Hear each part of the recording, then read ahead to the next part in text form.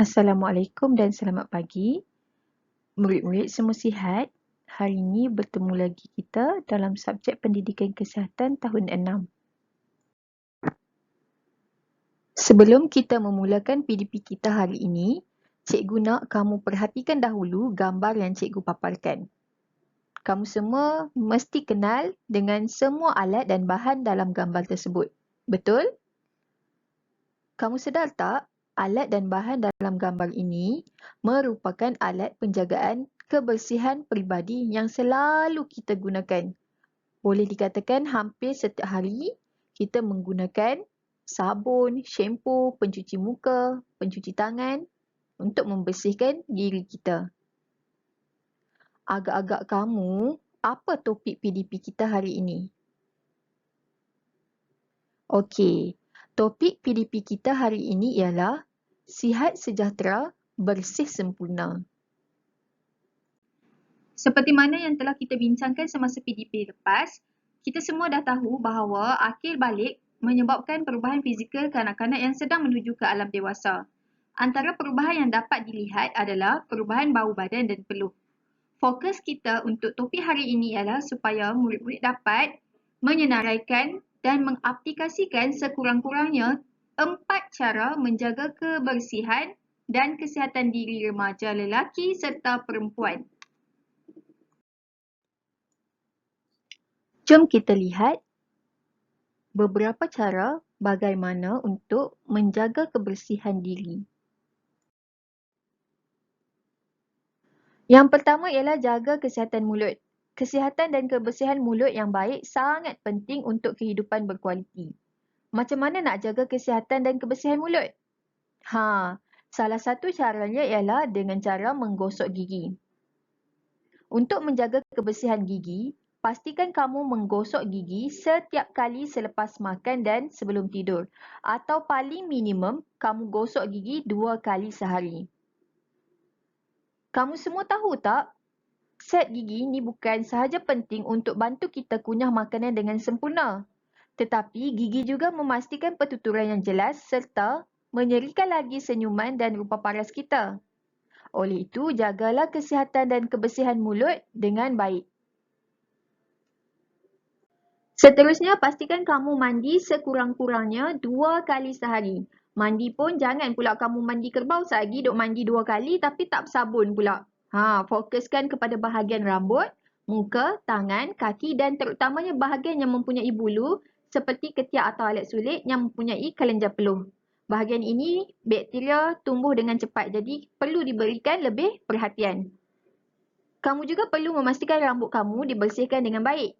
Apabila mencapai akhir balik, rambut kamu akan mula berminyak akibat daripada rembesan peluh dan minyak daripada kelenjar peluh. Jadi, sangat penting untuk kamu cuci rambut setiap hari untuk mengawal rambut berminyak. Pastikan kamu cuci rambut dengan shampoo dan air yang bersih. Urut kepala dengan lembut untuk menanggalkan sel-sel kulit mati, kekotoran dan juga minyak. Tapi jangan pula kamu sental kulit kepala kamu tu terlampau kuat. Nanti rosaklah pula kulit kepala kamu tu. Okey, gunakan produk yang bebas minyak. Baik, selepas dah cuci rambut ni, sabun pula seluruh anggota badan kamu. Macam yang kita tahu, kulit badan kita ni menghasilkan peluh.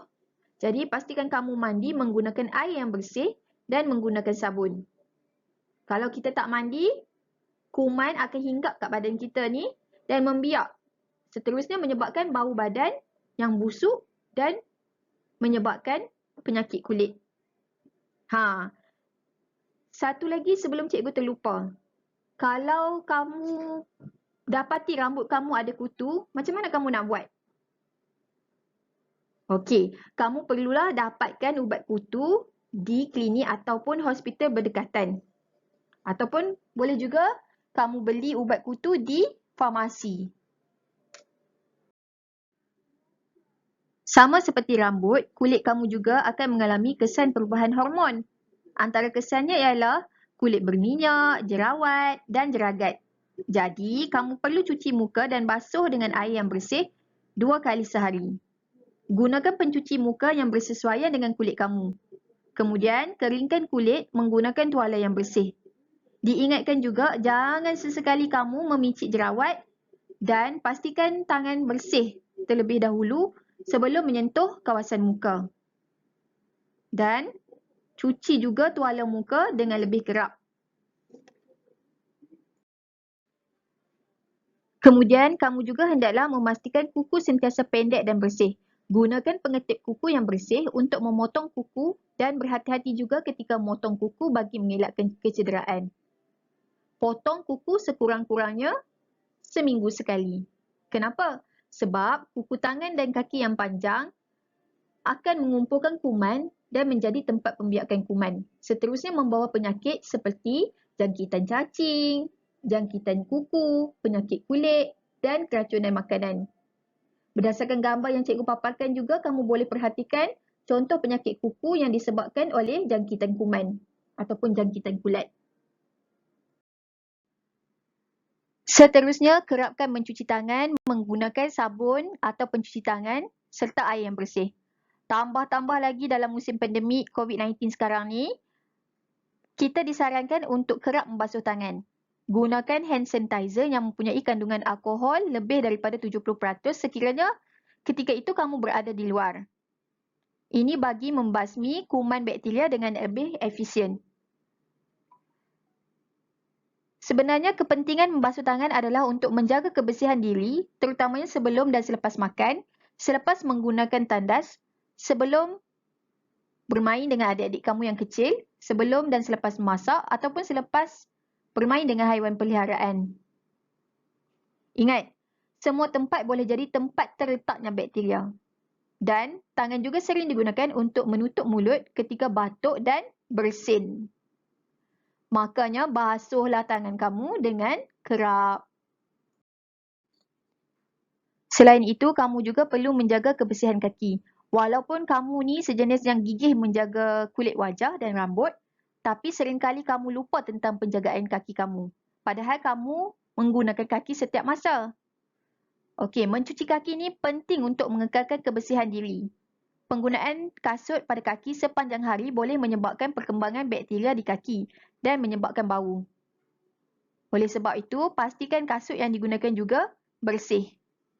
Bakteria yang terkumpul pada kasut akan menyebabkan bau kaki walaupun hanya digunakan sekejap.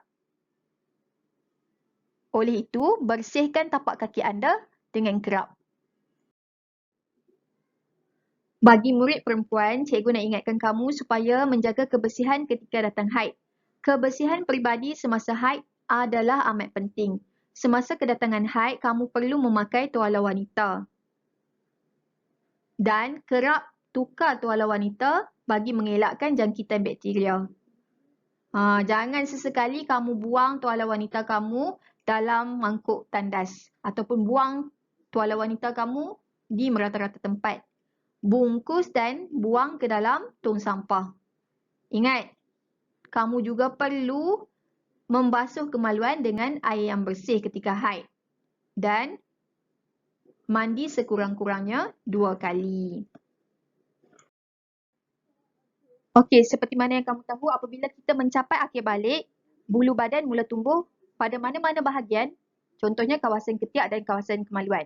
Okey, pertumbuhan bulu badan ni adalah disebabkan oleh faktor hormon yang dikenali sebagai hormon androgen. Hormon androgen ni merupakan hormon dominan bagi lelaki. Walau bagaimanapun, wanita juga memiliki hormon ini, tapi dalam jumlah yang sangat kecil. Keadaan inilah yang mempengaruhi pertumbuhan bulu badan. Sebab itulah lelaki mempunyai bulu badan yang lebih banyak berbanding perempuan. Okey, umumnya fungsi rambut atau bulu pada badan adalah untuk mengekalkan suhu dan kelembapan kulit. Tetapi, kamu perlu mencukur untuk bagi keselesaan dan kebersihan diri. Jangan simpan bulu-bulu badan tu sampai terlampau panjang. Okey, kamu juga perlu menjaga kebersihan pakaian. Pakailah baju dan seluar yang telah dicuci dengan bersih serta berbau wangi. Janganlah pula kamu pakai pakaian yang telah digunakan. Basuh pakaian kamu menggunakan deterjen dan keringkan di bawah matahari supaya bakteria dan kuman yang tinggal di pakaian mati. Untuk pengetahuan kamu, pakaian yang tidak terkena ataupun tidak terdedah kepada cahaya matahari ataupun tidak kering sepenuhnya biasanya akan menyebabkan bau yang tidak menyenangkan ataupun bahasa mudah, dia mengeluarkan bau yang hapak. Akhir sekali, cikgu nak pesan, kamu pakailah deodoran selepas mandi.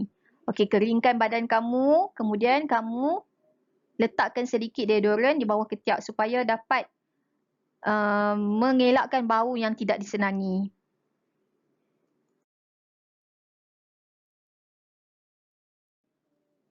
Okey, sekarang tugasan kamu ialah kamu perlu siapkan modul pendidikan kesihatan yang cikgu dah edarkan.